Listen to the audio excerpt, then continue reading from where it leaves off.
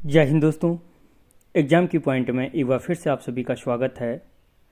दोस्तों, उत्तराखंड की महान विभूतियों की जो ये श्रृंखला चल रही है, इस श्रृंखला के अंतर्गत आज हम बात करेंगे एक महान रचनाकार समाज सेवी मंगलेश डबराल जी के बारे में।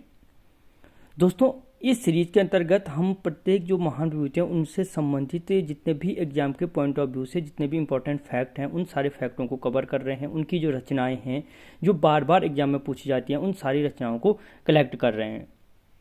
तो देखते हैं दोस्तों आज मंगलेश डबराल जी के बारे में कि जितने भी उनकी रचनाएं हैं, उनके जीवन से संबंधित जो भी फैक्ट हैं, वो सारे फैक्ट इस वीडियो में कवर किए जाएंगे।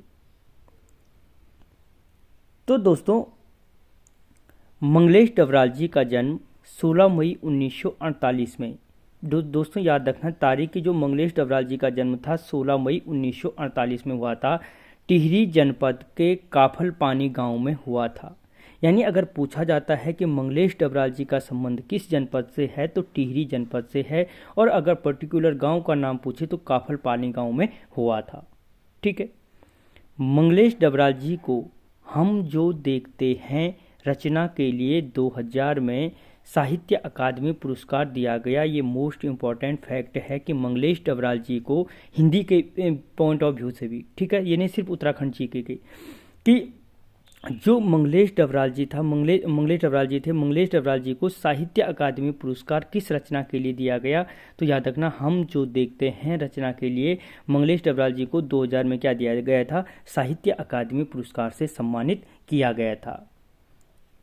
दोस्तों, जो अगला फैक्ट है, जो मंगलेश डबराल जी के 5 काव्य संग्रह हैं, मंगलेश डबराल जी के जो काव्य संग्रह हैं, मुख्य रूप से 5 काव्य संग्रह हैं।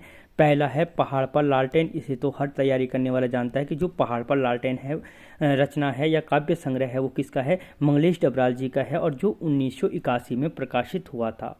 दूसरा है घर का रास्ता, जो 1988 में प्रकाशित हुआ। हम जो देखते हैं 1995 में प्रकाशित हुआ। नए युग के शत्रु और आवाज भी एक जगह में। ये मुख्य 5 काव्य संग्रह हैं मंगलेश डबराल जी के। पहाड़ पर लालटेन, घर का रास्ता, हम जो देखते हैं, नए युग के शत्रु और आवाज भी एक जगह है। ठीक है दोस्तों, जो अगला फैक्ट है, मंगलेश डबराल जी को ओम प्रकाश स्मृति सम्मान, ठीक है, 1982 में दिया गया। वह श्रीकांत वर्मा पुरस्कार 1989 में दिया गया था। ठीक है, यानी मंगलेश डबराल जी को जो कौन कौन सा अन्य सम्मान मिले, ओम प्रकाश स्मृति सम्मान और श्रीकांत वर्मा पुरस्कार से सम्मानित किया गया था। अब अगर जो मंगलेश डबराल जी की मुख्य रचनाएं हैं जो एग्जाम में पूछी जाती हैं, तो याद रखना जो मंगलेश डबराल जी की प्रमुख रचनाएं, उनमें अंतराल, अनुपस्थिति, याद रखना अंतराल, अनुपस्थिति, अभिनय, आंखें, आश्वास्त, आदिवासी, आंतरिक जीवन, इन सर्दियों में, ठीक है, एक लोकगीत सुनकर, कुछ देर के लिए, गुजरात के मृतक का बयान, ये उनकी मुख्य रचनाएं हैं दोस्तों। उस स्त्री का प्रेम, गुलामी, टॉर्च, छूट गया है, ठीक है, तानाशाह, पंचम, पहाड़ से मैदान, ये मुख्य रचना है। फिर पहाड़ से मैदान, पिता का चश्मा। तो दोस्तों ये क्या हैं, जो भूत, ये इनमें से कुछ रचनाएं ऐसी हैं जिन्हें आप आसानी से याद रख सकते हो। ठीक है, तो ये मुख्य रचनाएं हैं जो क्या हैं, मंगलेश डबराल जी की मुख्य रचनाएं। इसके अलावा बहुत सारी अन्य रचनाएं हैं।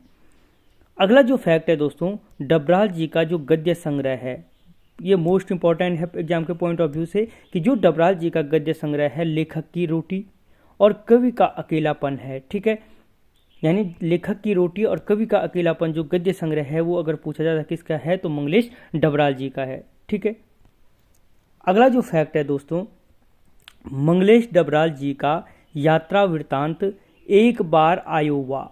यानी अगर क्वेश्चन बनता है कि एक बार आयोवा किसका यात्रा वृतांत है, तो दोस्तों याद रखना मंगलेश डबराल जी का यात्रा वृतांत है एक बार आयोवा। ठीक है, अगला जो फैक्ट है, मंगलेश डबराल जी को 2001 में आधारशिला पुरस्कार से सम्मानित किया गया। आधारशिला पुरस्कार से मंगलेश डबराल जी को कब सम्मानित किया गया, तो याद रखना 2001 में मंगलेश डबराल जी को आधारशिला पुरस्कार से सम्मानित किया गया था। और दोस्तों जो इसका अंतिम फैक्ट है, मंगलेश डबराल जी की मृत्यु 2020 में हुई। ठीक है, यानी जो मंगलेश डबराल जी की मृत्यु से कब हुई, 2020 में हुई। तो दोस्तों आपको ये फैक्ट कैसे लगे मुझे कमेंट बॉक्स में बताना। मिलता हूँ अगले वीडियो में, तब तक जय हिंद।